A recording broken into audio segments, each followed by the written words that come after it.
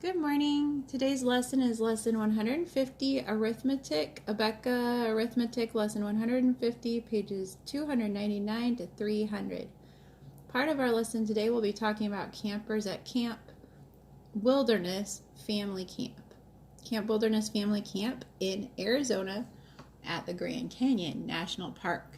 You can find out more about the Grand Canyon National Park not only in your glossary for phonics, but also if you look up on YouTube information about Grand Canyon National Park. Now, for today's lesson, you need to remember how to write sums and differences. And before you roll your eyes or turn off the video, remember that you need to carry whenever you are doing addition with more than one fact here. So like here we have 1365 and it's money, so I'm paying attention to the fact it's money and that there's a lot of numbers, a lot of digits in this number. So here I have 1365. I'm going to say 5 plus 0 equals 5. I'm going to say 6 plus 9, because I didn't need to carry, because 5 doesn't need to carry. 6 plus 9 is 15. Oh, so I do need to carry that, but also I need to put my dot down here because it's 0.55. So I'm carrying my 1. 3 plus 8 is 11 plus 1 is 12. 12 is another number I need to carry. So now I have 1 and 1 is 2. I don't want to forget to label it with the dollar sign first. The dollar sign always goes over here. You never put the dollars over here. So dollar sign over here. And if you have a dollar sign, you don't need a cent sign. So you have $2 or $22.55. Here you have another addition. And then you have two subtractions. So let's look at this subtraction. I'm going to have you complete your page after the video, so don't stop the video now. Let's go ahead and look at this together. 1 minus 2. Oh, we can't do that. So I'm going to cross off the 1 and cross off the 9. I'm borrowing from my neighbor 9. So now the neighbor only has 8.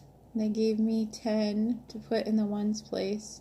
Oh, but I already have 1 there, so it's not 10, it's 11, right? Yeah. So we have 11 here. Minus 2 is 9. I have 8 minus 7 is 1. I have the dot. 5 minus 6, I can't do it. 4 is going to be borrowed from, so now 4 is a 3. 5 is a 15. And I have 15 minus 6, which equals 9. 3 minus 2, which equals 1. And the dollar sign because it's money. 1919. All right, and then I'm going to have you guys complete this other one. But let's go ahead and look at section 2. Remember, we're not doing our page yet. We're just listening to the video. Section 2. In section 2, we're going to write the quotients. I'm sorry, my camera's a little wobbly. There we go. Section 2, write the quotients. 12 divided by 2. Remember, if it's divided by 2, it's cut exactly in half. So half of 12 is also half of a dozen. 12 is a dozen. If you have a dozen eggs, you have 12 eggs. If you have half a dozen, you have 6. So remember, half a dozen is 6, or 12 divided by 2 is 6. We also know that 6 times 2 equals 12, so you can say it either direction. Now we have 40 divided by 5, so we're going to count by 5s to 40, and watch how I do that. I go 5, 10, 15, 20, 25, that's 5, 30, 35, 40. Oh, so I had 8. I just counted 8 on my fingers while counting by 5s. So that is 40 divided by 5 equals 8. You should know that from your tables. 15 divided by 5, you're going to cut 15 into equal parts of 5s. So count by 5s to 15, write your answer. 10 divided by 10, whenever a number is divided by itself, that equals 1, right? If we have 10 divided by 10, it equals 1. Okay, just a reminder.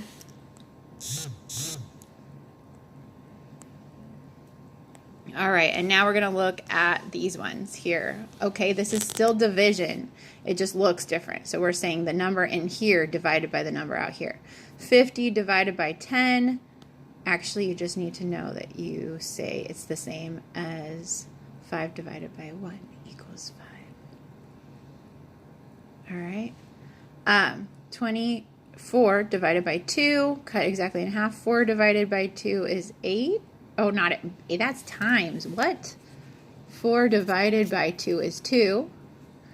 And 2 divided by 2 is 1. So it should be 12. There we go. Don't do it by multiplication like I was saying at first. Okay, so then you're going to do the same thing with this and the same thing with this, all right?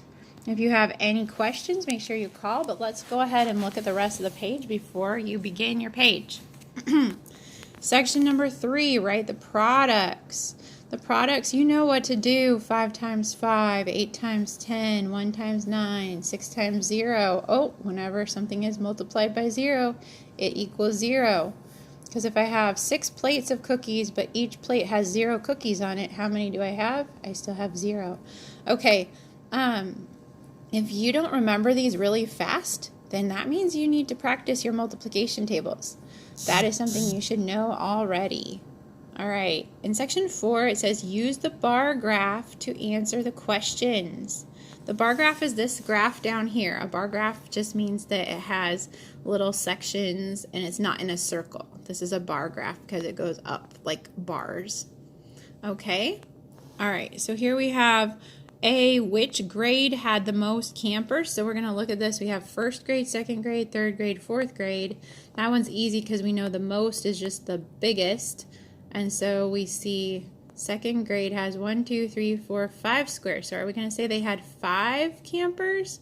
No, they actually had 50 because it's counting by tens.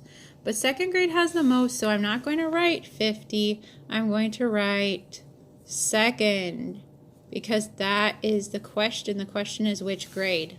And the answer is 2nd. Oops, and it should have a capital because they put a capital. There we go, 2nd. Okay, which grades had the same number of campers? Oh, so now I'm looking for 2 that are exactly the same, and I see this line straight across here. There are 2 that are the same. Which 2 grades are they? 1st and 4th, so I'm going to write it out. 1st and you can put the word and or plus, and then 4th. I'm going to make sure I cross my T and cross the F. 1st and 4th. Okay. Section C, how many campers were in 1st, 2nd, and 3rd grade all together? So now I'm looking at these numbers, 1st, 2nd, 3rd. So I'm going to say 30 plus 50 plus 40. So I'm going to need to write out my combination, 30 plus 50 plus 40 equals, and then my answer. If I need to use a workspace, there's a little space on the side here. All right, let's go ahead and look at the back of the page, and then you can complete the page on your own. On the back of the page, you need to remember how to count money. And listen closely for the story problem. Sophia has 2 $1 bills, 3 quarters, and 1 nickel. How much money does she have? You shouldn't be writing anything here right now. Right now you should be writing 2 $1 bills. I have the dollar sign because it's dollars. And then 3 quarters isn't a whole dollar. It's 75 cents, but I'm going to write it this way, 0.75. And then 1 nickel is 0 in the tens place and 5 in the ones place of coins, because we have ones place and tens place in the coins, right? All right, now I'm going to put the equal sign. I'm going to figure out my answer, carry the 1. Oh, I forgot to put a plus. Whoops. Okay, plus. Carry the 1. That makes 8. And then I have no carrying here, so that's just 2. And then that's my dollar sign. And then I know what to write over here, which is how much does she have? $2.80 with the dollar sign. Okay, next it says if she buys a candy bar for 95 cents, how much change will she get back? So I need to say this number minus 95 cents. So I'm going to put this number, my total, 280. I still have plenty of workspace. Minus, oh, dollar sign. Minus 95 cents with the point there. Yep. Okay, because here's the 95. And so make sure you're doing that correctly. And then you got 0 minus 5, can't do it. Borrow from the 8. You've got a 7 now. And a 10. 10 minus 5 is 5. 7 minus 9, can't do it. Borrow from the 2, make it a 1. Make this into a 17. And we have 17 minus 9 is 8. And 1. And dollar sign. And over here, make sure you're always doing the dollar signs at the top and the bottom, and you can even do it in between if you want, but it always needs to have it on the top one and the bottom one if it's money. And then here you're going to write your answer, which was $1.85. $1.85 and dollar sign. Okay, that is the change you'll get back. Okay, now on section 2, you need to do the next one. Marco wants to buy a walking stick that costs $10.28. So you need to remember 10.28. He has one $5 bill, 5 $1 bills, 2 quarters, 2 dimes, and 3 nickels. Woo! How much money does he have? So that's the first thing we're going to figure out. If he has a $5 bill, he has 5 $1 bills, he has 2 quarters, which is how many cents? Yeah, 50 cents. And he has 2 dimes, which is 2 times 10. And he has 3 nickels, which is 3 times 5, 15. Whoa, it's a lot of money. Okay, so I'm just going to say 0 plus 0 plus 0 plus 0 plus 0 plus 5 equals 5. And then I have 0 plus 0 plus 5 plus 2 plus 1. And I know 5 plus 2 is 7. 7 plus 1 is 8. Here I have my point. Here I put my dollar sign, and plus sign. 5 plus 5 is 10. So just put $10.85. He has $10.85. He wants to buy now. So my answer here is $10.85. He wants to buy a walking stick that costs $10.28. $10.28. Does he have enough money to buy the walking stick? And if he does, how much change will he get back? So you might need to do another equation if he has enough money to buy the walking stick for $10.28. How are you going to know? You're going to take the total number from here, $10.85, and then you're going to subtract the amount that he wants to spend, $10.28.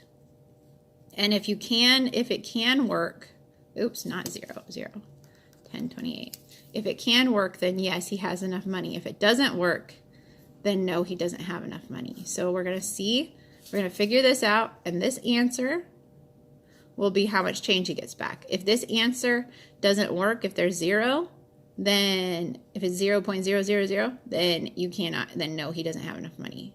So figure that one out. Does he have enough money? Okay. And then write your answer. And then in section 3, you're going to write the facts using these. So it's going to be 2 times 5 is 10. 5 times 2 is 10. 10 divided by 5 is 2. 10 divided by 2 is 5. And you'll do the same thing with these numbers.